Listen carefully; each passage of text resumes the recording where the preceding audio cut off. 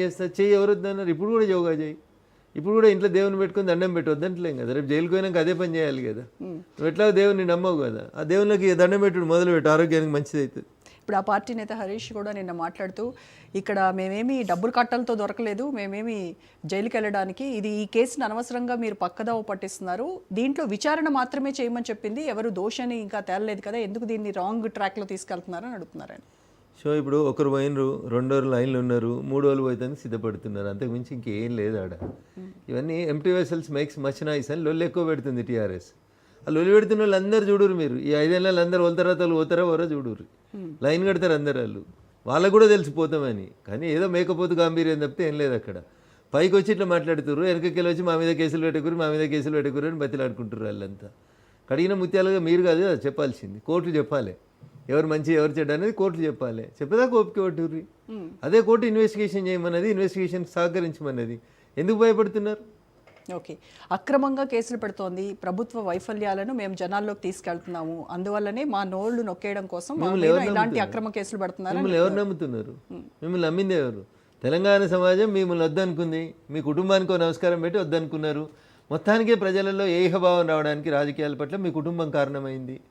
1, 2, 3, 4 ఇంకోలు 5, 8, 10 మంది, ఏందది ప్రజాస్వామ్యమా? ఇది రాచరికమా? అరే మీ మొక్కలు వద్దు, మీ ప్రభుత్వం వద్దు పో అని చెప్పి పంపించేసారు.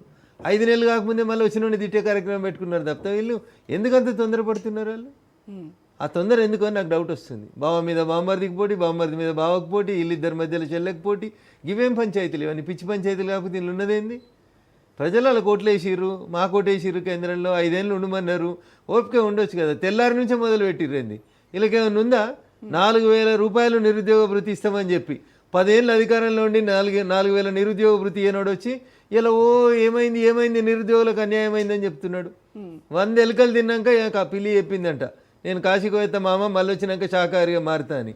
అట్లుంది హరీష్ రావు మాటలు, కేటీఆర్ గారి మాటలు. 10 ఏళ్ళు మీదే అధికారం, మీరే కొల్లులు ఇయ్యలే, మీరే నిరుద్యోగ వృత్తి ఇయ్యలే, మీరే రైతులకు 1,00,000 రూపాయలు రుణమాఫీ చేయలేదు, మీరే 1,00,000 ఎకరాలకి నీళ్ళు ఇస్తామని చెప్పి ప్రతి నియోజకవర్గంలో ఇయ్యలేదు.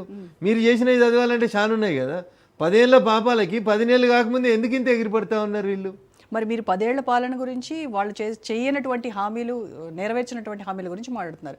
మరి కాంగ్రెస్ ఏడాది పాలన పూర్తి చేసుకున్నాక వాళ్ళు ఇచ్చినటువంటి హామీలు ఏ మేరకు అమలయ్యాయి? వాటిపైన ఎక్కడ మరి ఎందుకు రేవంత్ ప్రభుత్వం పైన అంతగా మీకు ప్రేమ? ఎందుకు రఘునందన్ ఎందుకు రేవంత్ రెడ్డికి వ్యతిరేకంగా మాట్లాడరు అనేది ఒక విమర్శ మీ పైన.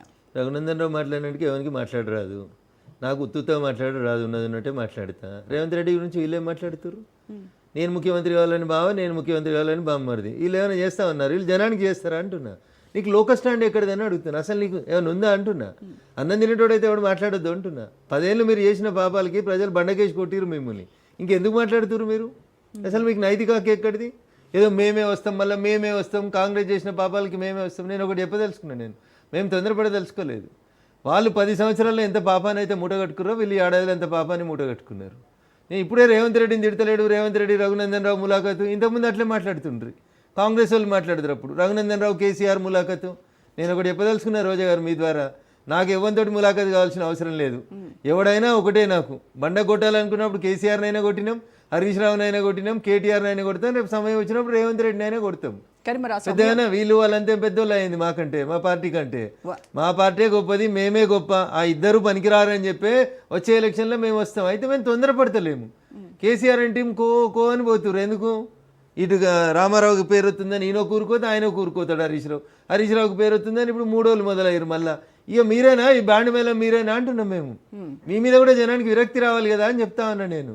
రేవంత్ రెడ్డి నాకేమన్నా చుట్టామా? మా పార్టీ వాడా? నీకన్నా కులం ఉన్నది కానీ ఆయనకేమున్నది ఇప్పుడున్న ముఖ్యమంత్రికి? వీళ్ళకి ఏంటంటే మాట్లాడేటోడు ఎవడు మాట్లాడొద్దు, మేము మాట్లాడిందే టీవీలలో కనబడాలి, వినబడాలి. అయితే కేటీఆర్ మాట్లాడాలి, లేకపోతే హరీష్ మాట్లాడాలి. ఎవరు లేరా ఎమ్మెల్యేలు? వీళ్ళు ఎమ్మెల్యేలు కాకముందు ఎమ్మెల్యేలు అయిన వాళ్ళు ఉన్నారు. ఆడ తలసాని శ్రీనివాస్ యాదవ్ ఎందుకు మాట్లాడాడు అంటున్నా. పక్కన ప్రశాంత్ రెడ్డి ఉన్నాడు మంత్రి, జగదీష్ రెడ్డి ఉన్నాడు మంత్రి, సవితా ఇంద్రారెడ్డి గారు ఉన్నారు. ఎవరినైనా మాట్లాడిస్తారా వీళ్ళు అసెంబ్లీలో? ఎందుకు మాట్లాడలేదు అంటారు? వాళ్ళని మాట్లాడియారు కదా వీళ్ళు అవకాశం ఇయ్యారు కదా. అయితే ఈయన లేకపోతే ఆయన. ఇక వీళ్ళిద్దరికే తెలిసి దేశంలో ఎవరికి తెలియదు సబ్జెక్టు. అందుకని నేను ఫస్ట్ వాళ్ళ గురించి మాట్లాడాల్సి వస్తే అసలు మీరు మాట్లాడడం బంద్ చేయాలి. మీరు రాజకీయాలకు దూరం ఉంటే ఆరోగ్యానికి మంచిది. లేకపోతే మీరు ఎందుకు పనికి రాకుండా అయిపోతారు, సమాజంలో వెలివేయబడతారు కొద్ది రోజుల తర్వాత. ఇక మాకెవరికి రావు ఆ మాటలు. నన్ను కూర్చోబెట్టాను నీ కుర్చీలో, నీకంటే చాలా బాగా మాట్లాడతాను నేను. ఆఖరికి మీ కుర్చీలో కూర్చోబెడితే మీకంటే బాగా యాంకరింగ్ చేయగలుగుతాను నేను. అన్నీ వచ్చు మాకు కూడా, కానీ వాళ్ళే అంతా నాకే వచ్చు నాకే వచ్చు నాకే వచ్చు. ఏమొచ్చు మీకు? మొత్తం ఈ తెలంగాణ నాశనం చేసింది మీరు, తెలంగాణ ఉద్యమకారులను నాశనం చేసింది మీరు, నాలాంటి వాళ్ళ ఉసురు పోసుకుంది మీరు. తెలంగాణ సమాజం మా దుబ్బా కోటర్లు మీకు కర్రు కాల్చి వాత పెడితే అయినా మారకుండా అహంకారకంగా బిహేవ్ చేసి గెలిచిన ఎమ్మెల్యే నా మీద 29 కేసులు పెట్టించారు వీళ్ళు. వాళ్ళ గురించి మాట్లాడకపోతే ఎవరి గురించి మాట్లాడతావు? వాళ్ళు అసలు ఉండడానికే అనర్హులు తెలంగాణ సభ్య సమాజం లోపల.